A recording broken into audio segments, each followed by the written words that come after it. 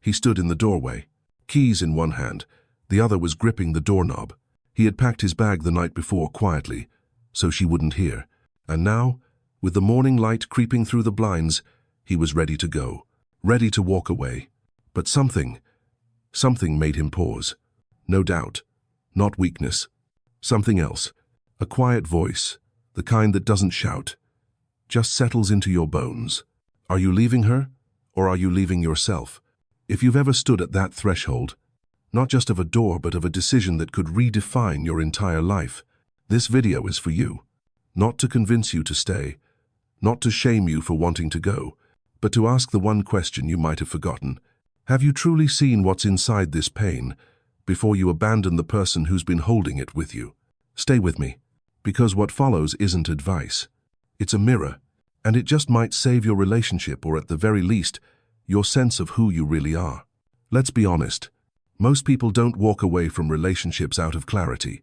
They walk away from exhaustion, from a slow erosion of connection, intimacy, trust, self, and by the time they start considering the exit, they're already halfway out the door emotionally. But here's what nobody tells you. Leaving isn't always freedom. Sometimes it's escape, and escape feels good until it doesn't. The quiet confusion beneath the goodbye. There's a moment in every troubled relationship, not always loud, but heavy when the question first slips in. Maybe I should leave. It often comes after a long silence, or yet another argument that loops back to nowhere. You lie in bed, inches apart, miles away, and in that space, you feel it not just frustration, but fatigue. That's when the confusion begins. You think, I can't keep feeling like this. End of W. And it's true you shouldn't have to. But here's where it gets dangerous. We often confuse two very different truths. Wanting to end the pain and wanting to end the relationship. They feel similar, but they are not the same. Pain tells you something's wrong, but it doesn't always mean something's broken beyond repair. So we default to escape. We believe, if I leave them, the pain will stop. And sometimes it does for a while. But then, weeks later, months later, the same silence creeps into the next conversation. The same irritation rises when someone gets too close. The same ache returns, in a different bed. Because the pain wasn't just between you and them. It was inside you, unspoken, unhealed. That's why Esther Perel, one of the clearest minds in relationship psychology, offers this piercing question. Before you leave, ask yourself, are you running away from the other person, or from the part of yourself you don't want to face? That's the deeper ache. The part of you that avoids conflict, that never learned to say, I need, without apology. The part still carrying wounds from 15 years ago, dragging them into every new argument. The version of you that shuts down, instead of showing up. So before you walk, ask yourself, is the door you're closing hers or yours? Because if you don't know the difference, you'll keep leaving and still never find peace. No one taught you how to stay. Let's go a little deeper. Think back, not just to your childhood, but to that first time your heart got involved. The first time you gave love without knowing what you were really giving. What did you learn? Who taught you how to stay calm when someone misunderstood you? Who taught you how to repair after a fight?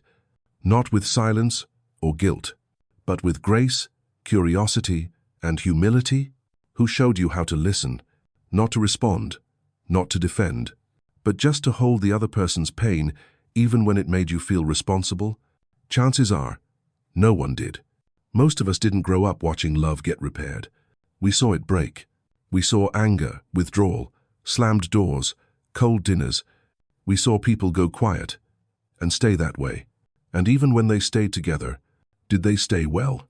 We learned how to want love, how to chase it, how to romanticize it through songs, movies, Instagram quotes. But what about the part no one posts? The sitting in the dark together part. The I'm still here, even though I'm mad part. The I'm willing to learn how I hurt you part. We weren't taught that. So now, when things get hard, when love feels fragile, inconvenient, unpredictable, we assume something's wrong. We assume we're wrong. But maybe we're not broken. Maybe we're just untrained. And that changes everything, because you wouldn't fire a talented employee after one mistake, especially if you never taught them how to do the job in the first place. So why do we fire our partners, or worse ourselves, when we've never been given the tools? Staying doesn't mean settling. It means learning, and most of us are just now starting to realize what love really asks of us once the music fades and the real work begins. The myth of the wrong person. Here's something Esther said that stopped me cold. People often think, if it's this hard, I must be with the wrong person. But sometimes, that belief is just our way of avoiding growth. Let that sink in. Yes, there are relationships you should leave. Yes, if it's abusive, degrading, unsafe, your exit isn't weakness, it's wisdom. But many other times, we run not because the relationship is toxic, but because the mirror it holds up to us is too clear, too close, too honest. We whisper to ourselves, if this was the right person, it would be easier. And so, but what if ease was never the point? What if the challenge, the discomfort, isn't proof that they're wrong, but that there's a version of you trying to be born? The version that listens without needing to win. The version that apologizes without needing to explain. The version that doesn't flinch when asked to stay emotionally present, even when it's hard. But here's the problem. That version of you, it's unfamiliar, uncomfortable, exposed. So instead of stepping into it, we retreat. We blame. We scroll. We tell ourselves stories like, she doesn't get me. He's too needy. We're just not compatible. Because it's easier to label a person than to examine ourselves. Easier to point at their flaws than sit with our own unfinished work. But at what cost? When we walk away too soon, not out of danger, but out of discomfort, we don't just lose the relationship. We lose the opportunity to become the kind of person who could hold love with strength, grace, resilience, and maturity. Because the right person doesn't always arrive fully formed. Sometimes, they're shaped with you, through fire, through learning, through choosing again, especially when it's hard. And sometimes the wrong person is just the right person at the wrong level of your growth. So before you leave, ask yourself, is it them, or the version of you that love is asking to grow into? The real question, can this be repaired? Let's be clear, not every relationship can be salvaged. Not every love needs to be resurrected. Sometimes, ending things is the most loving choice for both of you. But far more often than we admit, relationships don't end because they're over. They end because no one knew what else to do. So before you throw in the towel, before you decide that leaving is the only way forward, ask yourself 3 simple but life-changing questions. Have I truly shared my truth? Or just dropped hints, hoping they'd read between the lines? Have I listened to their story? Or just filled in the blanks with my own fears and assumptions? Have I tried to repair? Or did I quietly start retreating long before the goodbye? Esther Perel calls this the third space. It's not the place where you've committed to stay, and it's not the place where you've chosen to walk away. It's the in-between, not limbo but reflection, not confusion but courage. It's the space where we pause long enough to ask, is this the end of something real, or just a detour we weren't equipped to navigate? Because here's the painful truth. Most couples don't break up because they stop loving each other. They break up because no one taught them how to make it better when things break down. No one taught them that conflict isn't always collapse, that silence isn't always indifference. That love, real love, often looks messy before it looks beautiful again. And that's the tragedy. Not that it ended, but that it ended before it was understood. That it ended in frustration instead of truth. So before you make a permanent decision, give yourself the grace of the third space. Not to delay the pain, but to look it in the eye and ask what it's really trying to teach you.